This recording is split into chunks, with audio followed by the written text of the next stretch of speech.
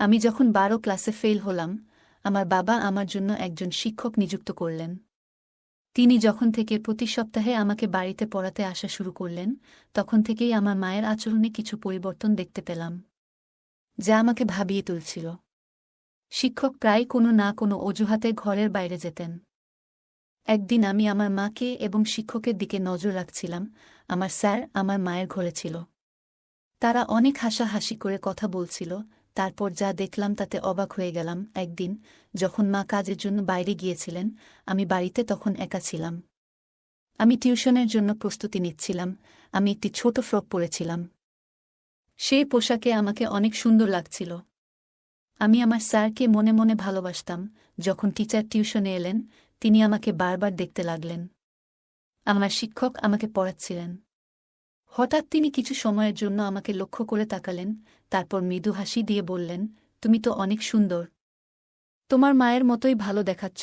এরপর তিনি আরও বললেন, তোমার মধ্যে সত্যিই কিছু বিশেষ কিছু আছে, যা আমি খুব পছন্দ করি। এই বলে তিনি আমার কাছে এসে বসলেন। তারপর আমি পূজা, ১৭ বছর বয়সী। ছোটবেলা থেকে আমি কিছুটা শান্তশিষ্ট ও সুন্দর মেয়ে ছিলাম। গায়ের রং ছিল একদমই ফর্সা। আমার জীবনে এমন কিছু ঘটে যাবে আমি কখনো ভাবিনি। কারণ আমাকে টিউশন পড়াতে আসা স্যারের প্রেমে পড়ে যাই। কিন্তু সেই স্যার আমাকে আর মা এর সাথে এমন কিছু ঘটে যা আমরা কখনো ভাবতেও পারিনি। বন্ধুরা, আজকের গল্পটা অনেক বেশি স্পেশাল। আশা করছি তোমাদের ভালো লাগবে। গল্পগুলো ভালো লাগলে ভিডিওটি লাইক, শেয়ার এবং চ্যানেলটি সাবস্ক্রাইব করো। সাধারণত আমি কলেজে যাওয়ার কথা ছিল, কিন্তু ১২ ক্লাসের গণিতের কারণে আমার পরীক্ষা ফলাফল খারাপ হয়েছিল। অঙ্কে আমার অনেক দুর্বলতা ছিল, আর তাই আমি সেই বিষয়ে ভালো করতে পারিনি। বাবা কখনো আমার জন্য টাকা দিয়ে সাহায্য করেননি। তার কথা ছিল, তুমি নিজেই পরিশ্রম করো, তবেই তুমি কিছু অর্জন করতে পারবে। কিন্তু বাস্তবতা হল, আমি শুধু এক বিষয়ে খারাপ ফল করেছি, এবং আমাকে সে বিষয়টি পুনরায় পরীক্ষায় বসতে হবে। তবে বাবা আমাকে পুরো বার্ষিক পরীক্ষায় আবার বসতে বললেন, মানে সব বিষয়ে আবার শিখে পরীক্ষা দিতে হবে। গণিত, বিশেষ করে, আমার জন্য ছিল একটি বড় চ্যালেঞ্জ। বাবা এবার একটু কঠোর সিদ্ধান্ত নিলেন। আগে তিনি আমাকে টিউশনে পাঠাতেন এবং আমি কোচিং ক্লাসেও যেতাম। তবে এবার তিনি বললেন, তুমি কোচিংয়ে গিয়ে মনোযোগ দিচ্ছ না, তাই এবার তোমার জন্য বাড়িতে একজন বিশেষ শিক্ষক লাগবে, যিনি শুধুমাত্র গণিত পড়াবেন। বাবার এই সিদ্ধান্ত আমাকে খুব ভালো লাগেনি। তবে আমি কিছু বলতে পারিনি। মা সবসময় বাবার সামনে কোনো কিছু বলতে ভয় পেতেন। এরপর নতুন শিক্ষককে সাহায্য নিয়ে আমি আবার মন দিয়ে পড়াশোনা শুরু করলাম। বিশেষ করে গণিতের প্রতি আমার মনোযোগ আরও বাড়ানোর চেষ্টা করলাম। আমি বাবার সিদ্ধান্তকে সঠিক মনে করতে লাগলাম। কয়েক দিনের মধ্যে আমার পড়াশোনা ও টিউশন শুরু হল। এটি ছিল টিউশনের প্রথম দিন। স্কুল থেকে দুপুর ১২টার দিকে বাড়ি ফিরলাম এবং মা আমাকে বললেন ১টার মধ্যে সবকিছু গুছিয়ে নিতে। কারণ ২টায় আমার টিউশন শিক্ষক আসবেন। সেদিন প্রথমবার আমি শিক্ষকের সাথে দেখা করলাম। তিনি প্রায় ৩০ বছরেরও কম বয়সী একজন যুবক। মা তাকে একটু জল দিলেন এবং তিনি জল পান করার সময় কিছুটা লজ্জিত মনে হচ্ছিলেন। সম্ভবত আমি তার প্রথম ছাত্রী ছিলাম।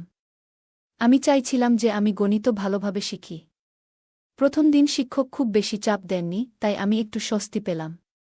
তবে শিক্ষককে দেখে মনে হয়েছিল তিনি খুবই পেশাদার এবং কিছুটা লাজুক প্রকৃতির মানুষ ছিলেন। কিছু দিন ভালোভাবেই কাটল। শিক্ষকের পাঠদান সংগঠিত ছিল, কিন্তু গণিত এখনও আমার কাছে অস্পষ্ট ছিল। টিউশনের মধ্যে মাঝে মাঝে আমি ঘুমিয়ে পড়তে শুরু করলাম। যখন শিক্ষক পানির জন্য ঘর থেকে বের হতেন, তখন হঠাৎ করে আমার ঘুম চলে আসত এবং আমি ১ থেকে ২ ঘন্টা ঘুমিয়ে থাকতাম। শিক্ষক কখনোই আমার এ বিষয়ে কিছু বলেননি বা মার কাছে অভিযোগ করেননি। আমি বুঝতে পারছিলাম যে শিক্ষক সত্যিই ভালো, কিন্তু আমার ঘুমানোর পর অন্য জায়গায় কিছু ঘটছিল যা আমার অজানাই ছিল। মা এবং শিক্ষকের মধ্যে কিছু চলছে, কিন্তু তাতে আমার দৃষ্টি পড়ছিল না। আমি কিছুই বুঝতে পারছিলাম না। আমার চোখের আড়ালে কিছু একটা ঘটছিল। একদিন টিউশন চলাকালীন হঠাৎ করে আমার কাশি হতে লাগল এবং তা বন্ধ হতে চাইছিল না। আমার কাশি করতে দেখে শিক্ষক আমার পিঠে হাত দিলেন। কাশির শব্দ মায়ের কাছে পৌঁছালে তিনি তাড়াতাড়ি জল নিয়ে এলেন। সেই সময়েও আমি শিক্ষকের উপর নজর রেখেছিলাম। মায়ের হাত থেকে পানির গ্লাস যখন শিক্ষক নিলেন, তখন তাদের হাত একসাথে লাগার মতো হল। এটি দেখে একটু অস্বস্তি অনুভব করলাম এবং কেন জানি মায়ের উপর রাগও হচ্ছিল। তখন আমার মনে কি চলছে তা আমি নিজেই বুঝতে পারছিলাম না। পরবর্তীতে শিক্ষক আমাকে নিজের হাত দিয়ে পানি দিলেন। তিনি আমার কাছাকাছি আসছিলেন এবং আমার মধ্যে এক অদ্ভুত অনুভূতি শুরু হল। এই অনুভূতিগুলি কি তা আমি জানি না, সে সময় আমি এটি ঠিকভাবে বুঝতে পারিনি। পরের দিন স্কুলে গিয়ে বিরতির সময় আমার দেখা হয় আমার বন্ধু তানিয়ার সঙ্গে। তানিয়া আমার পুরনো বন্ধু এবং আমরা দুজনেই 12 ক্লাস পর্যন্ত একসাথে পড়েছি। সে আমার মতো ফেল করেনি, তাই কলেজে ভর্তি হয়েছে। সেদিন আমি তানিয়াকে একটি ছেলের সাথে দেখলাম। আমি জিজ্ঞেস করলাম, তুমি সবসময় এই ছেলের সাথে সময় কাটাও কেন? সে উত্তর দিল, এটা আমার বয়ফ্রেন্ড। তার উত্তর শুনে আমি তাকে বোঝাতে লাগলাম, তানিয়া, এত কম বয়সে এসব তোমার জন্য ঠিক নয়। প্রেমের জন্য হয়তো এখনো সময় রয়েছে। তখন তানিয়া হেসে বলল, পূজা, কলেজ লাইফ তো এসবই করার জন্য। কলেজে যাওয়া মানেই এরকম কিছু। আমি যদিও কলেজে ছিলাম না, তবুও মনে হতে লাগল যে বয়ফ্রেন্ড থাকা জরুরি। তানিয়া বলল, দেখো, কলেজে প্রায় সব মেয়েরই বয়ফ্রেন্ড আছে। তুমি এখনও স্কুলে, তাই হয়তো বয়ফ্রেন্ড গার্লফ্রেন্ড সম্পর্কের ব্যাপারে তোমার ধারণা খুব স্পষ্ট নয়। আমি বুঝানোর চেষ্টা করছিলাম যে এটি সঠিক নয়, কিন্তু এর মধ্যে সে হেসে বলল, তাহলে কি তোমারও কোনো বয়ফ্রেন্ড আছে? তার এই প্রশ্নে কিছুটা বিব্রত হয়ে আমি বললাম, না। আমার কিছুটা ধীরতা দেখে তানিয়া বলল, পূজা, তুমি 12 ক্লাসে পড়ছ বটে, কিন্তু তা বলে তোমার বয়স তো আমার সমান। যদি তোমারও কারো সাথে বন্ধুত্ব করার ইচ্ছা থাকে, তাহলে মনে রাখবে, এটা শুধু কলেজের জন্য নয়। যদি কাউকে ভালো লাগে তবে তার সাথে কিছু সময় কাটাতে ভয় পাবে না। তানিয়ার কথাগুলো আমাকে ভাবাতে লাগল। মনে হল, যদিও আমি কলেজে নেই, তবুও আমার বয়স এমন যে আমি এসব অভিজ্ঞতা নিতে পারি। সে তখন বলল, যদি তোমার কারো সাথে বন্ধুত্ব করতে হয়, তাহলে আমি তোমাকে আমার বয়ফ্রেন্ডের এক বন্ধুর সাথে পরিচয় করিয়ে দিতে পারি। আমি সঙ্গে সঙ্গে জানিয়ে দিলাম, না, আমি সেই জন্য প্রস্তুত নই। কারণ আমার বয়সের ছেলেদের প্রতি আমার বিশেষ আগ্রহ ছিল না। গত কিছুদিন ধরে আমার নজর কেবল আমার টিউশন টিচারের প্রতি ছিল। কখনো কখনো অনিচ্ছাকৃতভাবে টিচারের হাত আমাকে স্পর্শ করলে এক ধরনের অনুভূতি আমার মনে জেগে উঠত। তানিয়ার সাথে কথা বলে আমি বুঝতে পারলাম, যখন কাউকে ভালোবাসা হয় তখন এ ধরনের অনুভূতি হতে পারে। এখন আমি বুঝতে পারলাম যে আমার টিউশন টিচার আমাকে ভালো লাগছে, আর তাদের বয়সের বিষয়টি আমার কাছে অপ্রধান হয়ে পড়ে। আমি সিদ্ধান্ত নিয়েছিলাম, শীঘ্রই আমি আমার অনুভূতি আমার টিচার এর সাথে শেয়ার করব। আমি নিশ্চিত ছিলাম যে সে আমার প্রস্তাব নাকচ করবেন না। কারণ আমার সৌন্দর্য বিশেষভাবে আকর্ষণীয়। সেদিন যখন আমি স্কুল থেকে বাড়ি ফিরলাম, মায়ের কিছু বলার আগেই আমি টিউশনে যাওয়ার জন্য প্রস্তুত হয়ে গেলাম। আমাকে তাড়াতাড়ি প্রস্তুত দেখে মা আমাকে প্রশংসা করে বললেন, আজ তো তুমি দারুণ প্রস্তুতি নিয়ে এসেছ। মা জানতেন না আমি কেন এত তাড়াহুড়ো করেছিলাম। কিছুক্ষণ পরে টিচার যখন আমার বাড়িতে এলেন, আমি শুধু তার দিকে তাকিয়েছিলাম। যখন স্যার আমাকে পড়াচ্ছিলেন, তখন আমার মন পড়ার দিকে ছিল না, বরং আমি তার দিকে মনোযোগী ছিলাম। হঠাৎ তার দৃষ্টি আমার দিকে পড়লে আমি তৎক্ষণাৎ অন্যদিকে তাকিয়ে গেলাম। টিচার বললেন, আমি একটু পানি পান করতে যাচ্ছি। তুমি এই প্রশ্নটা সমাধান করো। আমি মাথা নেড়ে সম্মতি জানালাম, কিন্তু আমার মন পড়ার উপর ছিল না, বরং আমার ক্রাশের দিকে। আমি তাকে মনে মনে ভালোবাসতে শুরু করছিলাম। কিন্তু আমি জানি না এই কথাটা তাকে জানাবো কিভাবে। কিছু সময় পর আমি আবার বিশ্রাম নিতে যাচ্ছিলাম। আমার খুব ঘুম পাচ্ছিল, কিন্তু নিজেকে জাগিয়ে রাখলাম। অনেক সময় পার হয়ে গেল এবং টিচার ফিরে আসলেন না। তাকে ডাকতে বাইরে গেলে দেখলাম সে হলরুমে মায়ের সাথে বসে আছেন। আমার টিচার মায়ের কাঁধে হাত রেখে গল্প করছিলেন, যা আমার কাছে একটু অদ্ভুত লাগল। আমাকে দেখেই সে মায়ের থেকে কিছুটা দূরে সরে গিয়ে বললেন, আমার একটু অলস লাগছে, তাই আমি তোমার মাকে বলেছিলাম আমার জন্য চা বানাতে। আমি মাথা নেড়ে কিছু বললাম না। মা বললেন, ঠিক আছে, আমি চা বানিয়ে নিয়ে আসছি। এই সময়ে তুমি পূজার টিউশন চালিয়ে যাও। আমি চা তোমার ঘরে নিয়ে আসব। টিচার আমার সাথে ফিরে ঘরে এলে আমি তার পাশে বসে কিছু গণিতের প্রশ্ন জিজ্ঞেস করতে লাগলাম। আসলে আমি কিছুই বুঝছিলাম না, কিন্তু ইচ্ছাকৃতভাবে বারবার তার কাছে প্রশ্ন করছিলাম। পড়ানোর সময় টিচার আমাকে একটি সংখ্যা লেখার জন্য বললেন, কিন্তু আমি ভুলবশত সেই সংখ্যা উল্টো লিখে ফেললাম। টিচার ভাবলেন আমি ভালো করে লিখতে পারছি না, তাই তারা আমার হাত ধরলেন এবং আমাকে সঠিকভাবে লিখতে শেখানোর চেষ্টা করলেন। সে যখন আমার হাত ধরেছিল এবং লেখার পদ্ধতি বুঝাচ্ছিলেন, তখন আমার মনে এক অদ্ভুত খুশির অনুভূতি হচ্ছিল। আমার প্রিয় ব্যক্তি আমার খুব কাছাকাছি ছিলেন এবং আমি তার দিকে হাসি মুখে তাকিয়েছিলাম। তখনই মা চা নিয়ে ঘরে এলো। মা দেখামাত্রই টিচার আমার থেকে একটু দূরে সরে গেলেন, যেন মা তাকে শাসন করার জন্য এগিয়ে আসছেন। আমি মা এবং টিচারের সম্পর্কের দিকে বেশি লক্ষ্য করছিলাম না। আমার মন ছিল একমাত্র টিচারের দিকে, ভাবছিলাম কিভাবে তাকে আরও বেশি আকৃষ্ট করতে পারব, কিভাবে আমি তাকে আমার মনের কথা বলতে পারব। পরের দিন টিউশনের মাঝে টিচার আবার পানি খাওয়ার জন্য বেরিয়ে গেলেন। অনেক সময় হয়ে গেছে কিন্তু টিচার ফিরে আসছিলেন না। তাকে খুঁজতে আমি ঘর থেকে বেরিয়ে গেলাম। সেই দিন তারা হোল রুমে নেই। মনে মনে ভাবতে লাগলাম তারা আবার কোথায় গেল। আমি মায়ের ঘর থেকে কথাবার্তার শব্দ শুনতে পেলাম। আমি ধীরে ধীরে মায়ের ঘরের কাছে গেলাম এবং দেখলাম দরজা একটু খোলা। দেখলাম টিচার মায়ের সঙ্গে সেখানে বসে আছেন এবং তারা একে অপরের খুব কাছে। টিচারের একটি হাত মার কাঁধে ছিল। এই দৃশ্য দেখে আমি অত্যন্ত হতবাক হলাম, কারণ আমি দেখলাম আমার মা আমার পছন্দের ব্যক্তির সাথে সময় কাটাচ্ছেন। সেই মুহূর্তে আমার মন ভরে গেল রাগে। আমি দ্রুত কিচেন থেকে একটি কাচের গ্লাস জল নিয়ে এসে মার ঘরের সামনে গ্লাসটি জোরে ফেলে দিলাম। ওই শব্দে তারা দুজনই তৎক্ষণাৎ বাইরে এসে পড়লেন। মাকে দেখার পর আমি বললাম, বিপত্তি হয়ে গেছে, গ্লাসটি হাত থেকে পিছলে গেছে। কিন্তু টিচার উল্টো প্রশ্ন করে বললেন, তুমি এখানে কি করছো? আমি সোজাসুজি তাদের দিকে তাকালাম এবং টিচার আমাকে বললেন, তোমার মায়ের মোবাইলের সমস্যা দেখা দিয়েছিল, তাই তোমার মা আমাকে এখানে ডেকেছিলেন। তার ভয়ে ভয়ে কথা বলার ধরন যা বুঝিয়ে দিল যে তাদের মধ্যে এক বিশেষ সম্পর্ক ছিল, যা আমার কাছ থেকে আমার মা আর আমার স্যার লুকাতে চাচ্ছে। কিন্তু আমি তো মার মেয়ে এবং আমি জানতাম যে আমি আমার মায়ের থেকে বেশি তরুণ ছিলাম। টিচার অবশ্যই আমার প্রতি আকৃষ্ট হতে বাধ্য ছিল। এখন আমার পরিকল্পনা ছিল কিভাবে টিচারকে আকর্ষণ করব। সেই দিন কিছু করতে পারলাম না কারণ টিউশনের সময় শেষ হয়ে গেল। কিন্তু আগামী দিনে আমি নিশ্চয়ই কিছু করার চেষ্টা করব। একদিন যখন আমি টিউশনের জন্য প্রস্তুতি নিচ্ছিলাম, আমি একটি ছোট ফ্রক পরেছিলাম। সেই পোশাকে আমাকে অনেক সুন্দর লাগছিল, আর আমি একটু হালকা করে সেজেছিলাম। যখন টিচার টিউশনে এলেন, তিনি আমাকে বারবার দেখতে লাগলেন। পড়াশোনা শুরু হলে কথার মধ্যে আমি তার হাত আমার পায়ের কাছে রাখলাম। এরপর বেশ কিছু সময় ধরে টিচার তার হাত আমার পায়ের কাছ থেকে সরালেন না। এতে বুঝতে পারছিলাম যে তিনি ক্রমশ আমার প্রতি আকৃষ্ট হচ্ছেন। সেদিন সময় কেটে গেল, কিন্তু প্রতিদিনের মতো টিচার পানি খেতে বা অন্য কোনো কারণে ঘর থেকে বেরিয়ে যাননি। বরং তিনি আমাকে হাত ধরে পড়াতে লাগলেন এবং মাঝে মধ্যে আমার দিকে তাকাচ্ছিলেন। এটি আমার কাছে খুব ভালো লাগছিল। হঠাৎ করে মা এসে যান। যখন তিনি দেখলেন টিচার আমার হাত ধরে পড়াচ্ছেন, তার চোখ বড় হয়ে গেল। মা চায়ের প্রসঙ্গে টিচারকে সেই ঘর থেকে বাইরে নিয়ে গেলেন। আমি স্বভাবতই টিচারের পেছনে চলে গেলাম। টিচার সরাসরি মায়ের ঘরে না গিয়ে বাইরে হলের একটি কোণে বসে থাকলেন। মা আমাকে কিচেনে নিয়ে গিয়ে গম্ভীরভাবে বলতে লাগলেন, তুই আর ছোট নেই, এইভাবে অচেনা মানুষের সামনে ছোট পোশাকে ঘুরে বেড়াতে তোর কিছু মনে হয় না? তিনি বললেন, এটি আমার প্রথম এবং শেষ সতর্কতা। মার গম্ভীর মুখের দিকে তাকিয়ে আমার মনে হল তিনি সত্যিই চিন্তিত।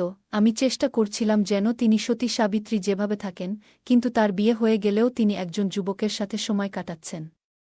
আমি তখন এমন পোশাক পরেছিলাম যা মায়ের কাছে অশালীন লেগেছিল।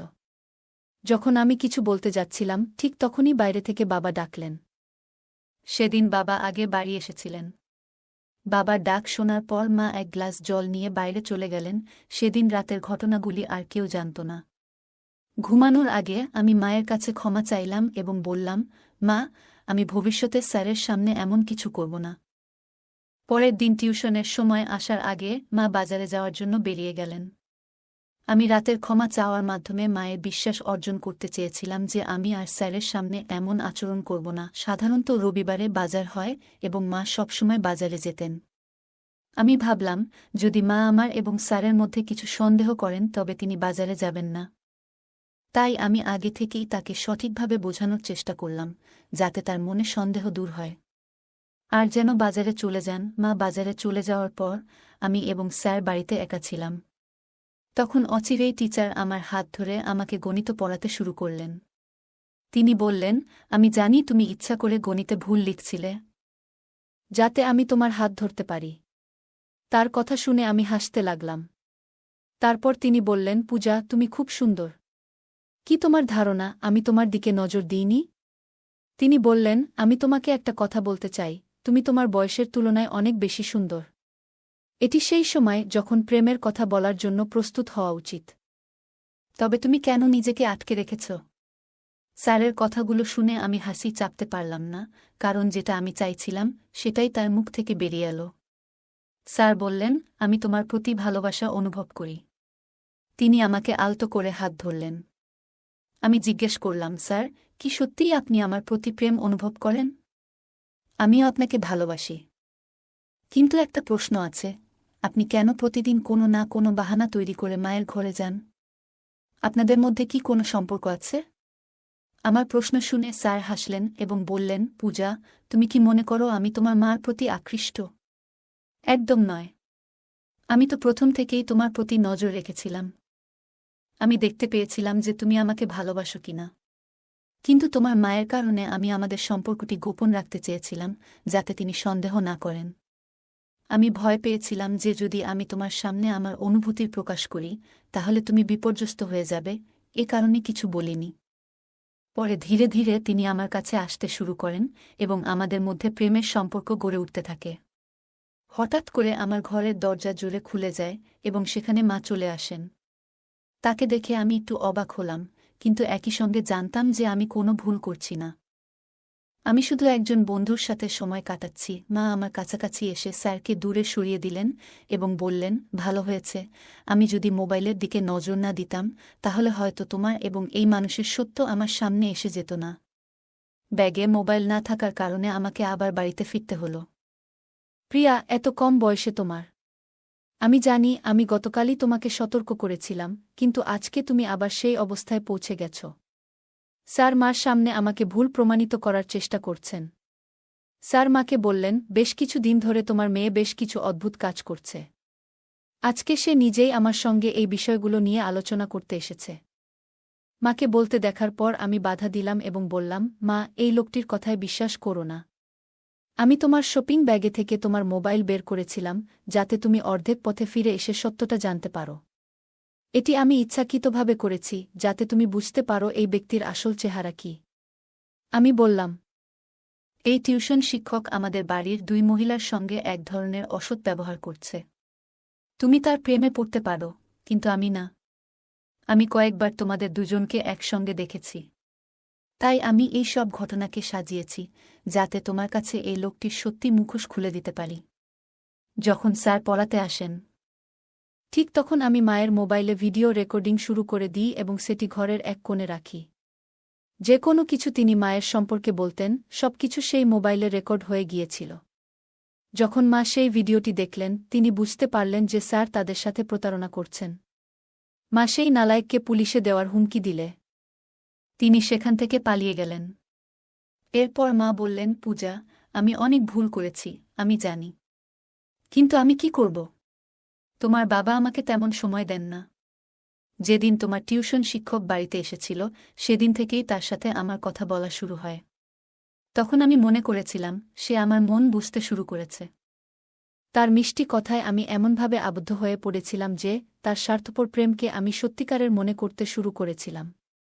আমি তো এতটাই তার প্রেমে মজেছিলাম যে তোমার কথা পর্যন্ত ভুলে গিয়েছিলাম। মা আরও বললেন, আমি সেই নালায়েকের সাথে বিয়ে করার কথা ভাবছিলাম, কিন্তু জানতাম না যে তার তোমার প্রতি এমনই ঘৃণ্য দৃষ্টি রয়েছে। সে আমার সাথে প্রেমের নাটক করে, কিন্তু তোমার সাথেও সময় কাটানোর চেষ্টা করছিল, এটি আমি বুঝতে পারিনি। তোমার বাবা সব কিছু করেন, যখন আমি যা কিছু চাই তা দেন, কিন্তু শুধু অর্থ দিয়ে একটি সম্পর্ক চলে না। ভালোবাসা ও মতবিনিময়ও প্রয়োজন। কিন্তু আমাদের মধ্যে তো এসব কিছুই ছিল না। এই কারণে যখন আমাকে অন্য একজনের কাছ থেকে একটু ভালোবাসা পেলাম, আমি তাতেই গা ভাসিয়ে দিলাম। আমি সত্যি খুব বড় একটি ভুল করেছি। মা যে ভুল বুঝতে পেরেছিলেন। আমিও স্যারের প্রেমে পাগল হয়ে পড়ছিলাম। কারণ আমার বন্ধুরা, তানিয়া, আমাকে নেতিবাচক বিষয়গুলো সম্পর্কে ভালোভাবে শিক্ষা দিয়েছিল। তানিয়া আমাকে প্রেমের প্রকৃতি সম্পর্কে জানিয়েছিল। কিছুদিন পর সে আমাকে তার ব্রেকআপের গল্প শুনিয়েছিল, যেখানে তার আগে প্রেমিক মিষ্টি কথাবার্তার মাধ্যমে তার কাছে নেতিবাচক আচরণ করেছে এবং পরে সমস্ত সম্পর্ক ছিন্ন করে ফেলে।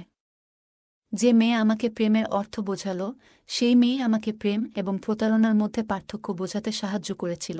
তানিয়া যা জানিয়েছিল তা শুনে আমি সতর্ক হয়ে উঠলাম, এবং এই কারণে আমি মা এবং নিজেকে ওই নালাজক টিউটরের নজর থেকে রক্ষা করতে পারলাম। ওই ঘটনায় মা আমার সঙ্গে প্রতিজ্ঞা করেছিলেন যে তিনি আর কাউকেই তার অনুভূতি শেয়ার করবেন না। আমিও ঠিক করেছি যে আমি কাউকে অপ্রয়োজনীয় বিষয়গুলোতে জড়িয়ে পড়ব না। আমি মনোযোগ দিয়ে পড়াশোনা করব এবং বাবার স্বপ্ন পূরণ করব। প্রিয় বন্ধুরা, এটা মনে রাখা জরুরি যে জীবনের একজন সঙ্গীর ভালোবাসা কেবল অর্থের উপর নির্ভর করে না। সময় মতো সঙ্গীকে সময় দেওয়া এবং তাদের অনুভূতিগুলো বোঝা জীবনের একটি মৌলিক প্রয়োজন। প্রত্যেক সঙ্গীকে এটি বুঝতে হবে, নইলে যদি হঠাৎ কোনো তৃতীয় ব্যক্তির সামনে আপনার অনুভূতি প্রকাশ করেন, তাহলে ওই ব্যক্তি এটি সুবর্ণ সুযোগ হিসেবে নিতে পারে। ভালোবাসা পাওয়ার জন্য কিছু কথা বলাটা গুরুত্বপূর্ণ, কিন্তু এটি কোনো যুদ্ধ নয়, বরং সঙ্গীর প্রতি সত্যিকারের ভালোবাসা। যে কোনো পরিস্থিতিতেই ভালোবাসা তাদের কাছেই প্রকাশ করতে হয়। জীবনে অনেক সময় আমরা সহজে মানুষের কথায় বিশ্বাস করে ফেলি, কিন্তু গুরুত্বপূর্ণ যে আমরা সব সময় সতর্ক থাকতে পারি। যে ব্যক্তি আমাদের খুব কাছে আসতে চায়, তার উদ্দেশ্য কি তা বোঝা অত্যন্ত জরুরি। ভালোবাসা শুধু মিষ্টি কথায় বা বাহ্যিক আচরণে নয়, বরং এটি ভিত্তি করে একে অপরের প্রতি বিশ্বাস, শ্রদ্ধা এবং আন্তরিকতার উপর। ভালোবাসা কখনো প্রতারণার মতো হতে পারে না, আর সম্পর্কের মধ্যে সৎ ও খোলামেলা থাকা উচিত। যে কোনো পরিস্থিতিতেই নিজের সম্মান এবং আত্মমর্যাদা রক্ষা করা অত্যন্ত গুরুত্বপূর্ণ। কখনো এমন কোনো পরিস্থিতি তৈরি হলে যেখানে আমাদের সম্মান বা নিরাপত্তা হুমকির মুখে পড়বে, তখন তা থেকে বের হয়ে আসতে হবে। এখানে স্যারের আচরণ ছিল প্রতারণামূলক, তবে মা প্রথমে তা বুঝতে পারেননি। গল্পটি আমাদের শেখায় প্রেম এবং সম্পর্কের মধ্যে স্পষ্ট পার্থক্য থাকা উচিত। ভালোবাসা কখনো কারো দুর্বলতা বা অপব্যবহার করে না, তা একে অপরের সম্মান ও সহযোগিতায় ভিত্তি করে গড়ে ওঠে। কখনো যদি কোনো সম্পর্কের মধ্যে একপাক্ষিক বা একতরফা কিছু ঘটে, তবে সেটি প্রেম নয়, বরং প্রতারণা। গল্পের শেষে মা ও পূজা একসঙ্গে সিদ্ধান্ত নিয়েছিল যে তারা আর কাউকেই নিজেদের জীবনে সময় দিতে বা তাদের অনুভূতিতে জায়গা দিতে চাইবে না, যারা তাদের নিরাপত্তা বা মনের শান্তিকে ক্ষতিগ্রস্ত করতে পারে। এই সিদ্ধান্ত তাদের জীবনে ইতিবাচক পরিবর্তন আনতে সাহায্য করেছিল। নেতিবাচক পরিস্থিতি থেকেই মানুষ অনেক কিছু শিখে এবং তার থেকে উপযুক্ত সিদ্ধান্ত নিয়ে নিজেদের জীবনকে সুন্দর করে তুলতে পারে।